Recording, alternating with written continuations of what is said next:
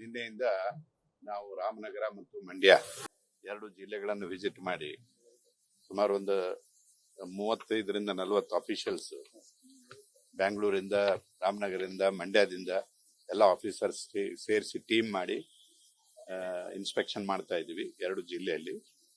ರಾಮನಗರದಲ್ಲಿ AC office, tahsildar office, ADLR office ಮಾಡಿದ್ದೀವಿ.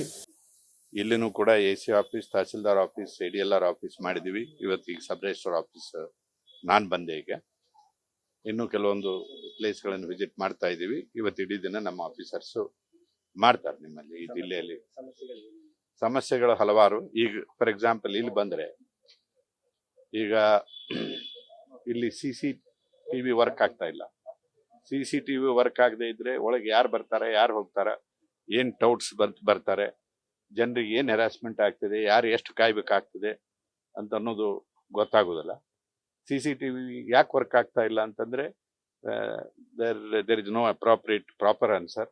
ಸಬ್ registrar ಹೇಳ್ತಾರೆ ನಾನು ಕಂಪ್ಲೇಂಟ್ ಹಾಕಿದ್ದೀನಿ, ನಾನು ಲೆಟರ್ ಬರೆದಿದ್ದೀನಿ ಅಂತ ಹೇಳ್ತಾರೆ. ಡಿಸ್ಟ್ರಿಕ್ಟ್ ರಿಜಿಸ್ಟ್ರಾರ್ ಹೇಳ್ತಾರೆ ಇಲ್ಲ ನನ್ನ ಗಮನಕ್ಕೆ ಬಂದಿಲ್ಲ.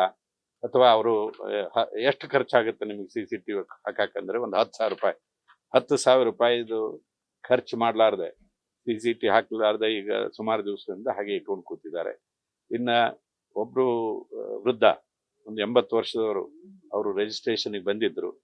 ಅವರಿಗೆ ಅವ್ರದ್ದೇನೋ ಐ ಕ್ಯಾಪ್ಚರ್ ಆಗಲಿಲ್ಲ ಅಂತದ್ದು ಸ್ಕ್ಯಾನರ್ನಲ್ಲಿ.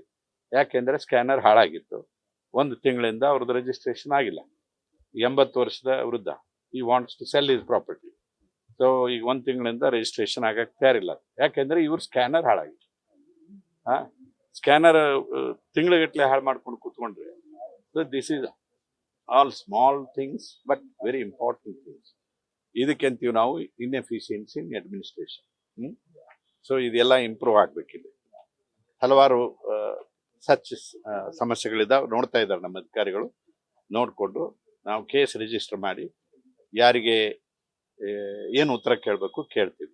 ಇದು ಅಲ್ಲದೆ ಇಲ್ಲೊಂದು 4 ಜನ outsource employees data entry operator, computer operator ಎಲ್ಲ ಇದ್ದಾರೆ. ಅವ್ರಿಗೆ 2 ತಿಂಗಳಿಂದ ಸ್ಯಾಲ್ರಿ ಕೊಟ್ಟಿಲ್ಲ. ಅವರು ಮುಂಜಾನೆ ಒಂದು 10 ಗಂಟೆಗೆ ಬರ್ತಾರೆ, 6 ಗಂಟೆ ತನಕ 6:30 ತನಕ ಕೆಲಸ ಮಾಡ್ತಾರೆ. ಕೊಡೋದು 13,400-500 ರೂಪಾಯಿ ಕೊಡ್ತಾರೆ ಪ್ರತಿ ತಿಂಗಳು. ಆದರೆ ಈಗ 2 ತಿಂಗಳಿಂದ ಅವ್ರಿಗೆ ಸ್ಯಾಲ್ರಿ ಕೊಟ್ಟಿಲ್ಲ.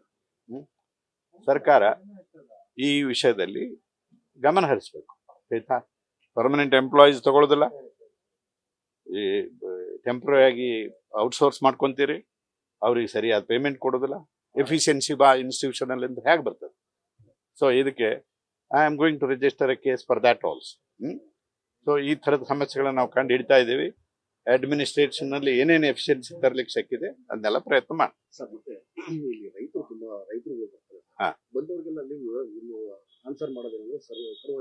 ಸರ್ವರ್ ಇಲ್ಲ. ಮೇನ್ ಪ್ರಾಬ್ಲಮ್ ಇದು. ತುಂಬಾ ಸಾರ್ವಜನಿಕರು ಸಮಸ್ಯೆ ಇದೆ. ಅದಕ್ಕೆ ನಾವು ಏನ್ ನೋಡ್ತೀವಿ, ಎಷ್ಟು ಆನ್ಲೈನ್ ನಲ್ಲಿ ಎಷ್ಟು ಅಪ್ಲಿಕೇಶನ್ಸ್ ಮಾಡ್ಬೇಕಾದ ಪೆಂಡಿಂಗ್ ಇದೆ. ಯಾಕಂದ್ರೆ ಅವ್ರು ಹೇಳ್ತಾ ಇರೋದು ಆನ್ಲೈನ್ ನಲ್ಲಿ ನಾವು ಟೈಮ್ ಕೊಟ್ಟಾಗ ಅವರು ಮಾಡಿ ಕಳಿಸ್ತೀವಿ, ಯಾವುದನ್ನು ಇಟ್ಕೊಳ್ತಾ ಇಲ್ಲ ಅಂತ ಹೇಳ್ತಾ ಇದ್ದಾರೆ. ಸೊ ಸರ್ವರ್ ಪ್ರಾಬ್ಲಮ್ ಇತ್ತು, ಹಾಗೆ ಹ್ಯಾರಾಸ್ಮೆಂಟ್ ಆಗಿತ್ತು ಅಂತಂದ್ರೆ ಪಬ್ಲಿಕ್ ನಮಗೊಂದು ಕಂಪ್ಲೇಂಟ್ ಹಾಕ್ಬೇಕು. ಆಯ್ತಾ? ಬೇಕು ಅಂತಲೇ ಹ್ಯಾರಾಸ್ಮೆಂಟ್ ಇತ್ತು, ಸುಮ್ಮನೆ ನೆವ ಹೇಳ್ತಿದ್ರು, ಸರ್ವರ್ ಪ್ರಾಬ್ಲಮ್ ಹೇಳ್ತಿದ್ರು ಅಂತಂದ್ರೆ ಅದನ್ನು ಇನ್ವೆಸ್ಟಿಗೇಷನ್ ಮಾಡಿ ಅದಕ್ಕೂ ಒಂದು ಉತ್ತರ ಕಂಡು ಹಿಡಿಯೋಣ. ಸಂಬಂಧಪಟ್ಟವ್ರು ಯಾರು ಅದಕ್ಕೆ ಕಾರಣೀಕರ್ತರಿದಾರಂತ ಅವ್ರನ್ನು ಕೂಡ ಅವ್ರ ಮೇಲೆ ಆಕ್ಷನ್ ತಗೊಳ್ಳೋಣ. Okay, thank you.